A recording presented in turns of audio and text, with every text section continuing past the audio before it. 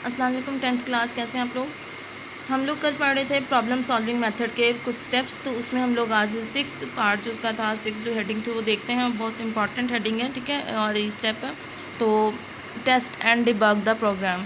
Test, आपको पता है टेस्ट का मतलब कि चेक करना, ठीक है। तो किसी भी प्रोग्राम को, जब यहाँ पे पिछले हमने काम क्या किया था कि कंप्यूटर के ऊपर उसकी कोडिंग कर दी, ठीक है। अब कोडिंग करने के बाद नेक्स्ट क्या काम होगा, this stage requires evaluating the program to verify that it's work as desire. यानी कि हम इसको टेस्ट करेंगे कि जो है वो हम लोगों ने कोडिंग की है या जो भी हम लोगों ने प्रोग्राम पूरा डिज़ाइन कर दिया है, तो क्या ये जैसी हमारी डिज़ायर थी या जैसे हम लोग चाहते थे उसी जैसी बन गई है, ये जो प्रोग्राम है वो उस जैसे ही कंप्लीट हो गया, या उसमें कोई एरर तो नहीं आ रहा, ठीक है।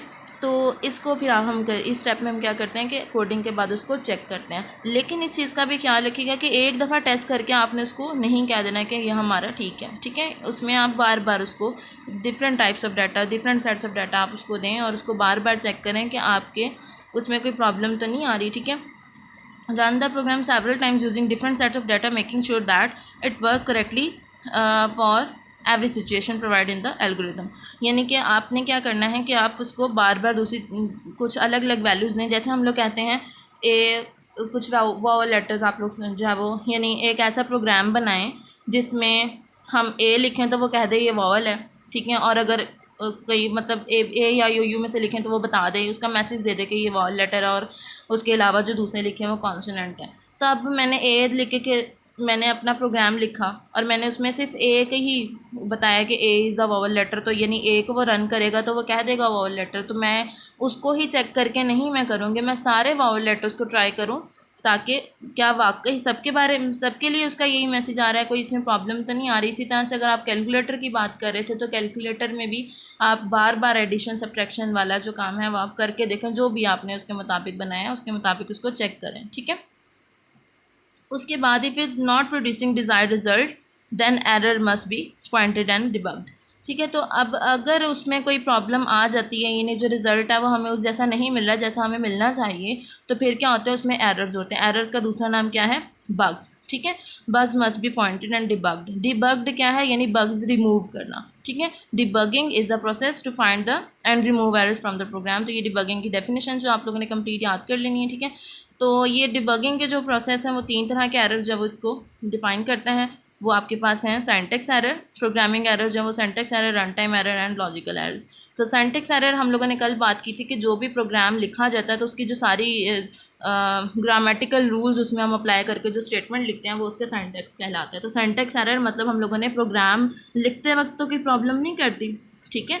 जैसे हम लोगों ने फुल स्टॉप नहीं लगाया तो ये उसका एक ग्रामर रूल हो गया, ठीक है। तो अगर लगाना था, यानी उसमें अब रूल है कि आप लगाएं स्टेटमेंट के बाद, तो अगर हम नहीं लगाएंगे तो वो ज़ाहिर है उसको फुल कॉमा या जो भी है तो वो उसको रिमूव कर देगा, यानी उसको एरर कंसिडर करेगा। The syntax error occur when the program violates one or more grammatical rules of the programming language, ठीक है। जैसे हम लोगों ने प्रिंट लिखना था तो प्रिंट की बजाय मैंने आर रिमूव कर दिया, यानी आर लिखना भूल गई मैंने, स्पेलिंग सही नहीं लिखे, तो फिर क्या करेगा वो उसको कह देगा कि there is a syntax error, यानी आपने जो उसका रूल है वो पूरा ही, उसका जो वर्ड है वो पूरा नहीं लिखा, ठीक है। तो उसके अलावा हम अगर किसी नंबर को ज़ीरो से डिवाइड करें, यानी आपको पता है कि ज़ीरो को किसी भी नंबर से डिवाइड किया जा सकता है लेकिन कोई और नंबर ज़ीरो से डिवाइड नहीं हो सकता, ठीक है। तो अगर हम 5 डिवाइडेड बाय ज़ीरो लिखेंगे तो वो भी इसको सिंटैक्स एरर ही कहेगा, क्योंकि वो रूल ही नहीं है ऐसा कोई, ठीक है। ज़ीरो के साथ डिवीजन अलाउ अभी तक डिफाइन नहीं है, ठीक है। उसके बाद है run time error. Run time error occurs when the program direct the computer to perform an illegal operation, यानी कोई इलीगल ऑपरेशन अगर कह दिया जाए तो उस सूरत में जो है वो, सॉरी ये रन टाइम एरर था कि डिवीजन बाय ज़ीरो, ठीक है। तो वो ये रन टाइम एरर है कि हम लोगों ने सारा प्रोग्राम ठीक लिखा हुआ है, हर बात ठीक की हुई है, लेकिन वो एरर दे रहा है। क्यों एरर दे रहा है, क्योंकि ज़ीरो के साथ डिवीजन तो अलाउ ही नहीं थी, तो हम लोग उसको करना शुरू हो गए हैं, हमने उसको कह दिया कि ये करो, तो वो फिर रन टाइम एरर देना शुरू कर देंगे, यानी प्रोग्राम रन तो होगा लेकिन उसका जो आंसर है या रिजल्ट है वो हमें सही नहीं मिलेगा, ठीक है। उसके बाद third in logical error. Logical error occur when the program flow follows an wrong logic. तो ये क्या होता है कि जब हम लोगों ने कोई गलत यानी कि उसका जो डिवीज़न का साइन नहीं सही लगाया हुआ, या हम उसको रूल के मुताबिक हम काम नहीं कर रहे, रूल से हट के काम कर रहे हैं, तो उसको हम कहेंगे कि लॉजिकल एरर है, ठीक है। जैसे जैसे मैंने कोई सिंबल ठीक ना लगाया हो या कोई इस तरह की प्रॉब्लम आ जाए, तो लॉजिकल एरर जो है वो can only be detected through testing, ठीक है। ये सिर्फ टेस्ट के साथ, जैसे मैंने उसका बात की थी कि वो हमने वॉवल लेटर्स को चेक करना है, तो अगर वो उसमें मैंने सारे वॉवल लेटर्स को नहीं एक्सप्लेन किया हुआ तो फिर वो लॉजिकल एरर देगा, ठीक है, क्योंकि मैंने उस प्रोग्राम में उस चीज़ को नहीं लिखा, तो ये लॉजिकल एरर है, ठीक है। और ये जो है वो हम चेक करके ही देखते हैं, ठीक है। उसके बाद नेक्स्ट हमारा जो स्टेप आ जाता है वो इम्प्लीमेंटेशन ऑफ अ प्रोग्राम।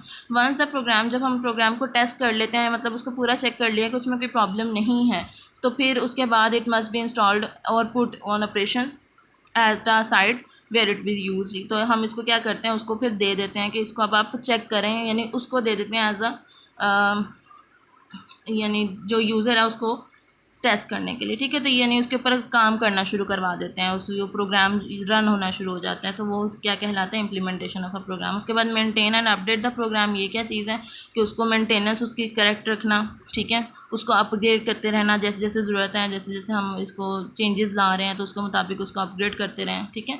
उसके बाद document the program. Documentation is a detailed description of a program algorithm.